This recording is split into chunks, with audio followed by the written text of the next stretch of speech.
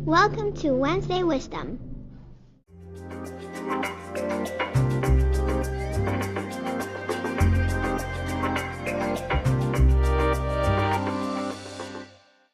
Good morning.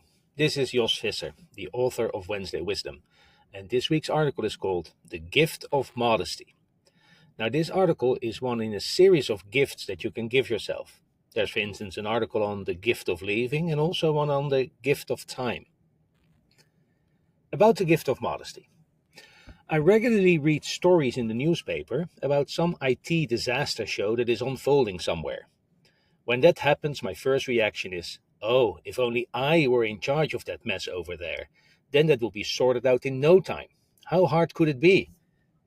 This is, of course, a rather dumb reaction because I have been involved in a few disaster shows of varying sizes, and if there's one thing that I've learned from that, it is that it's very hard to turn the ship around.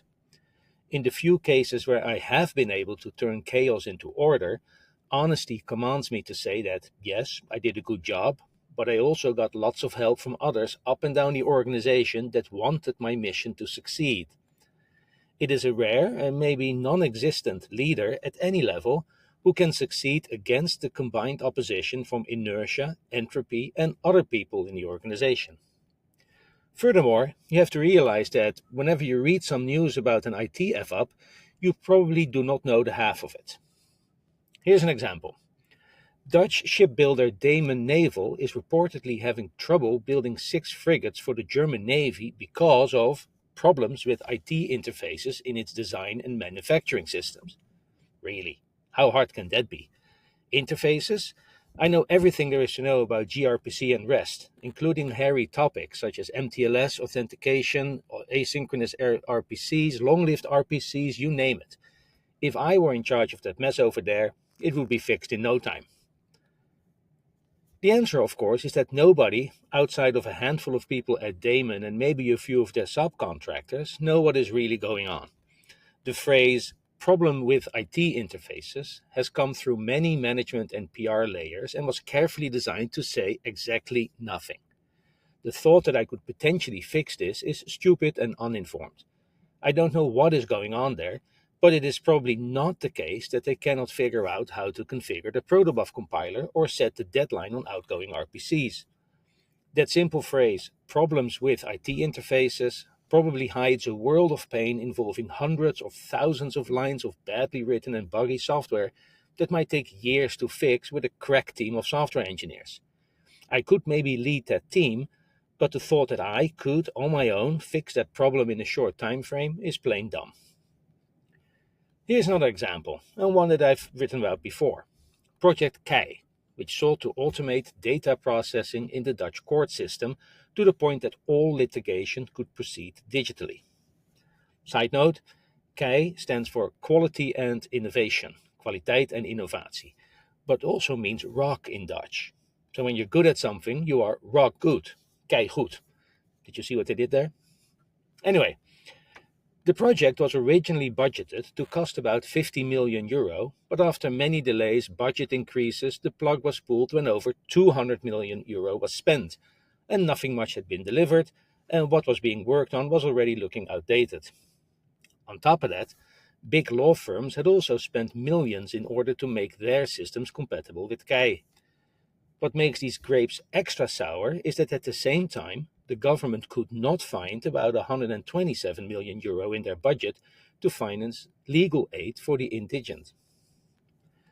When I read news like that, my hands are itching to get involved because, come on, automating the document flow of the court system, how hard can that be? The answer is, of course, very hard. Kei attempted simultaneous digitization of all major branches of civil and administrative law in every court in the Netherlands, and both procedural and internal workflow systems.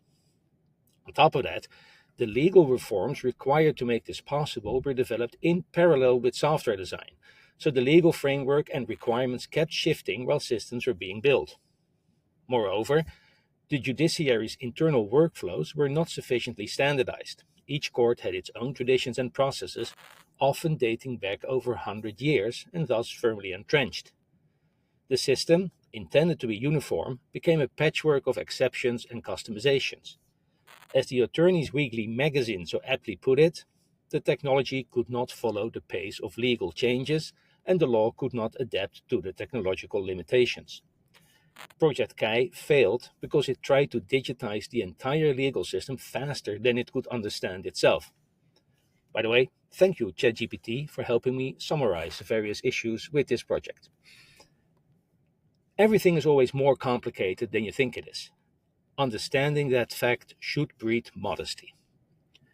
In the last 2 weeks, we've seen a lot of lack of understanding around the AWS outage in US East 1 on the 90th and the 20th of October. As cloud service outages go, this was a whopper, and in the first few hours, people fell over each other, especially on LinkedIn, never a platform for considered, informed opinion, to explain what was going on and why this had happened. Many were quick to point out the brain drain theory, positing that this happened because of a lack of senior staff caused by recent rounds of layoffs and because return to the office apparently prompted very senior engineers to resign. Other posters purported to know exactly how to design complicated cloud infrastructures and applications, lambasting Amazon for having designed and implemented their cloud incorrectly and chiding their customers for not building cross-regions or cross-cloud solutions. Both of these criticisms are dumb and underinformed. Remember, reliability is a risk-affordance trade-off. Side note: Meredith Whittaker, the CEO of Signal, had a more considered opinion, outlining in a series of messages on Mastodon, that Signal, which relies partly on AWS, really has no choice because, in her words, running a low-latency platform for instant communication capable of carrying millions of concurrent audio and video calls requires a pre-built, planet-spanning network of compute, storage, and edge presence that requires constant maintenance, significant electricity, and persistent attention and monitoring. Everything is more complicated than you think it is. I understand the pressure to be among the first to say something smart on LinkedIn, but it is really not a sign of great intelligence to opine on what is going on when few details are available. Additionally, I would say that it is not smart to criticize Amazon for doing something wrong unless you have in-depth knowledge of systems at this scale and have experience running something equally complicated. Not many people have. Therefore, it's interesting that I haven't read any comments from distinguished engineers at one of the other cloud providers. They know all too well how incredibly complicated these systems are and how much emergent behavior is displayed by them. In the face of complexity, it behooves us to be modest. My most common answer these days when asked difficult questions about current events is, I don't know, I need to think about that a bit. I've also grown much slower to criticize failures because in my experience, some human projects are just beyond success. Modesty is not a hip trait in a world that suffers from culturally sanctioned ADHD, but all things considered, I'd rather be undecided while I'm thinking than wrong. And remember this, most of the time, your opinion does not matter at all.